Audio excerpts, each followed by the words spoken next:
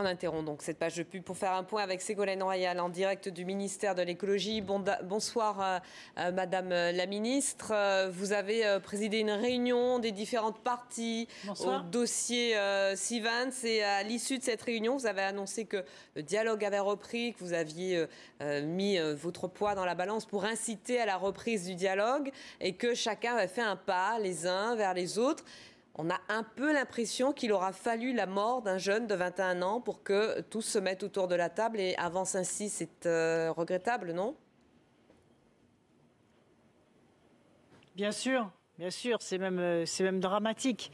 C'est même dramatique. Et c'est pour ça aussi que si l'on veut être fidèle et respectueux de la mémoire de Rémi Fraisse, il faut maintenant agir pour mettre en place une solution durable qui concilie la protection de l'environnement et le développement de l'agriculture et un bon usage de la ressource en eau. Et je crois que chacun a pris conscience de la lourdeur de ses responsabilités. Je pense que c'est pour ça que chacun a eu aussi la sagesse de faire un pas, c'est-à-dire d'abandonner une partie de sa vérité personnelle pour construire une vérité collective, rechercher qu'est-ce que c'est que le bien public et surtout rechercher, c'est ça le point de convergence, comment est-ce qu'on se remet autour de la table pour construire un projet territorial. Et pourquoi en 10 années, parce que ça fait 10 ans que ce projet dure, en 10 années, les uns et les autres n'ont pas réussi à faire ce chemin? Vous avez raison, c'est une vraie question. Je crois que les procédures, d'abord, sont beaucoup trop longues. Les délais de recours également. D'ailleurs, j'ai simplifié ces procédures, puisque dans la loi de transition énergétique, et pour avoir moi-même subi en tant que présidente de région la longueur de ces procédures, j'ai créé le certificat unique, le permis unique, qui va permettre d'aller beaucoup plus vite dans la réalisation des ouvrages, mais aussi dans le fait de soulever beaucoup plus tôt les problèmes de conciliation entre l'aménagement et la protection de l'environnement. C'est ça le point clé. C'est comment est-ce que l'on continue à équiper le pays, à aménager le pays et en même temps que sans détruire les ressources naturelles, parce qu'un jour, la destruction des ressources naturelles coûte beaucoup plus cher que leur protection. Donc il faut faire émerger ces projets de ce qu'on appelle du développement durable, c'est-à-dire où l'on réconcilie l'emploi et l'activité économique et la protection de l'environnement. Et aujourd'hui, les parties prenantes avaient bien sûr des positions très divergentes. Donc mon travail a consisté à faciliter ce dialogue, à réconcilier l'apparemment inconciliable. Et je crois que nous avons franchi une première étape, une première marche irréversible, parce que quand les gens acceptent de se reparler et de se dire, puisqu'on aime ce territoire, on se met ensemble et on fait un projet de territoire. Et même si les uns veulent mordicus le maintien du barrage et les autres veulent mordicus l'abandon du barrage, ce que j'observe, c'est que les uns et les autres sont d'accord pour se retrouver dès la semaine prochaine pour examiner les différentes alternatives du rapport d'experts. Et donc, je suis convaincue qu'on va trouver une solution qui va nous permettre de gérer la ressource en eau intelligemment. Donc, nouvelle réunion, nouvel examen, nouvelle expertise. Est-ce que les parties prenantes à cette réunion se sont donné Pas nouvelle expertise. Enfin, en tout cas, nouvelle confrontation de points de vue afin de trouver une solution. Est-ce que les différentes parties prenantes à cette réunion se sont donné un délai de réalisation, de sortie de ce dossier pour qu'on sache enfin ce qu'on fait?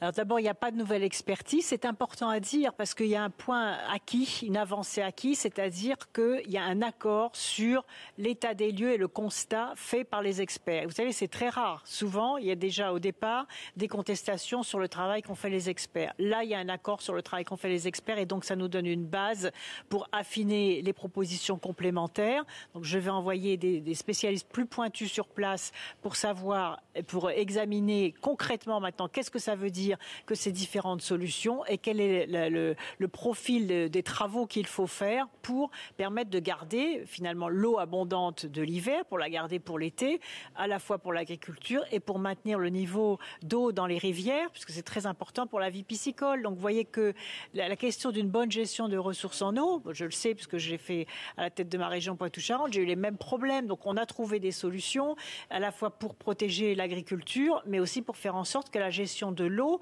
puisse être regardée de façon démocratique avec les citoyens. Parce que n'oublions pas que ce sont les consommateurs d'eau qui payent ces travaux. Avec les taxes sur l'eau, sur les factures d'eau, ça va aux agences de l'eau et les agences de l'eau financent et subventionnent des ouvrages, des retenues d'eau, des retenues de substitution, des barrages. Et donc les citoyens ont le droit de savoir à qui profite cette eau, qui la paye et comment ça se passe.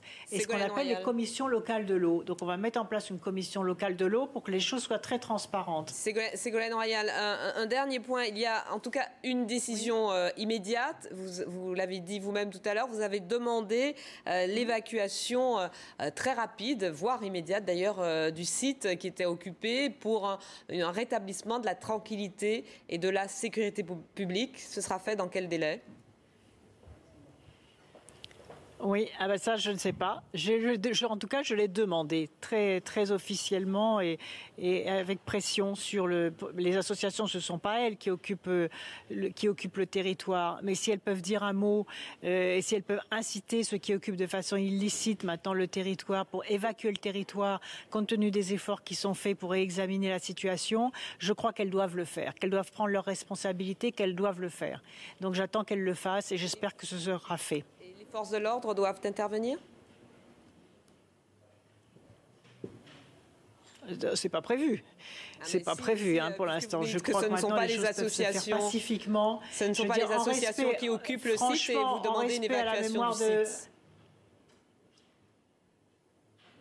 Je souhaite en effet que le site soit évacué puisque le travail reprend, que tout le monde se met autour de la table et je trouverais comme un excellent signe d'apaisement que maintenant le terrain soit évacué. C'est un vœu que je forme et voilà, et je souhaite qu'il soit réalisé. Si on ne demande rien, on n'a rien. Donc je demande que le site soit évacué. C'est un respect minimum des citoyens qui habitent là et des riverains. Et ça m'a été demandé par Madame le maire du territoire. Elle m'a demandé de demander explicitement l'évacuation du site. Elle a raison. Les gens sont à bout et donc je le fais. Et donc il faut un peu de temps pour tout cela, pour renouer tous ces fils. Je considère que ce soir, nous avons franchi une étape très importante. D'abord parce que chacun s'est reparlé. Ensuite parce qu'il y a un accord sur le rapport des experts. Ensuite parce que tout le monde veut participer à un projet de territoire. Il reste des divergences, bien évidemment. Et ça ne sert à rien de les nier. C'est pas en niant les divergences qu'on avance. Au contraire, c'est en respectant chacun dans la diversité de ses opinions qu'on peut construire une vérité commune et qu'on peut servir le bien commun et l'intérêt général. Merci Ségolène Royal d'avoir répondu à nos questions donc à l'issue de cette réunion organisée au ministère de l'écologie, réunion entre les différentes parties prenantes du fameux dossier de Sivens.